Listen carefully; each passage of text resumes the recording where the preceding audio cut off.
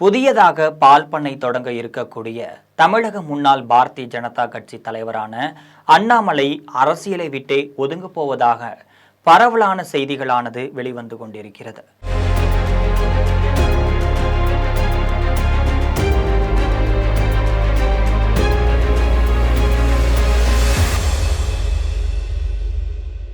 கர்நாடகாவில் காவல்துறை அதிகாரியாக பணியாற்றிய அண்ணாமலை தமிழக பாஜக தலைவராக பொறுப்பேற்று அந்த கட்சியை அசுர வேகத்தில் வளர்த்து வந்தார்.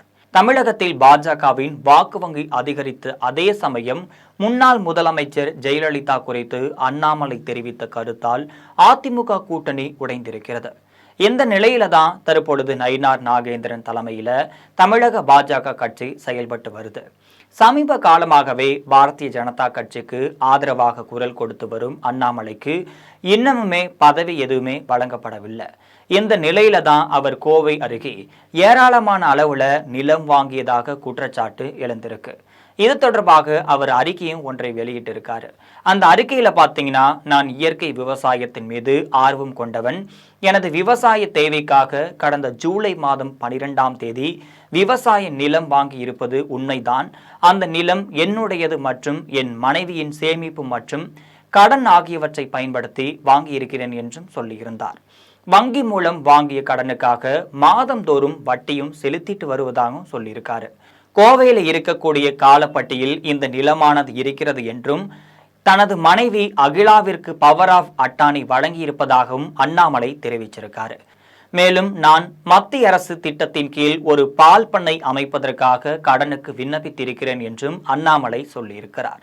அந்த விண்ணப்பம் தற்பொழுது பரிசீலனை செய்யப்பட்டு வருகிறது. விரைவிலேயே ஒரு பால் பண்ணை தொடங்க இருக்கிறேன். அடுத்த ஆண்டு வருமான வரி செலுத்தும் பொழுது இதற்குரிய ஆவணங்கள் சமர்ப்பிக்கப்படும். என் வாழ்க்கையில் இதுவரை வாங்கிய முதல் மற்றும் ஒரே அசையா சொத்து இந்த நிலம்தான் என்றும் அண்ணாமலை குறிப்பிட்டிருந்தார்.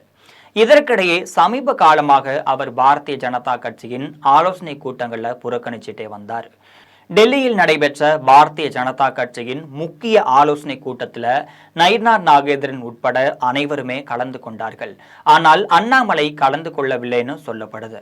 இது மட்டுமல்லாமல் தமிழக பாஜக தலைவராக இருக்கக்கூடிய நயினார் நாகேந்திரனுக்கும் அவருக்கும் ஒத்துப்போகவில்லைன்னு சொல்லப்படுது. இதனால உள்கட்சி மோதல் நடைபெற்று வருகிறது. இது தொடர்பாக டெல்லி மேலிடம் அவ்வப்போது அண்ணாமலையை எச்சரிக்கையும் விடுத்து வந்தது. மேலும் இதுவரை அண்ணாமலைக்கு கட்சி பதவி எதுவுமே வழங்கப்படவில்லை. அவர் தனக்கு மத்திய அமைச்சர் பதவிக்கு ஈடாக ஒரு பதவி தரப்படும் என எதிர்பார்த்தார்.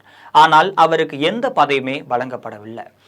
இது போன்ற பல காரணங்களால அவர் பாரதிய ஜனதா கட்சியை விட்டு விலகி முழு நேர விவசாயத்தில் ஈடுபட போவதாகவும் பேசிட்டு வராரு. ஆந்திராவில் சந்திரபாபு நாயுடு குடும்பத்தினர் நடத்தி வரும் பால் பண்ணை மிகப்பெரிய அளவில் வருமானம் ஈட்டி தருகிறது. சந்திரபாபு நாயுடுவின் மனைவி பெயர்ல அந்த பால் பண்ணையானது செயல்பட்டு வருது. கிட்டத்தட்ட 3 மாநிலங்களுக்கு அந்த பாலானது சப்ளை செய்யப்பட்டு வருது. இதன் மூலம் கோடிக்கணக்கில் வருமானமும் ஈட்டிட்டு வராங்க.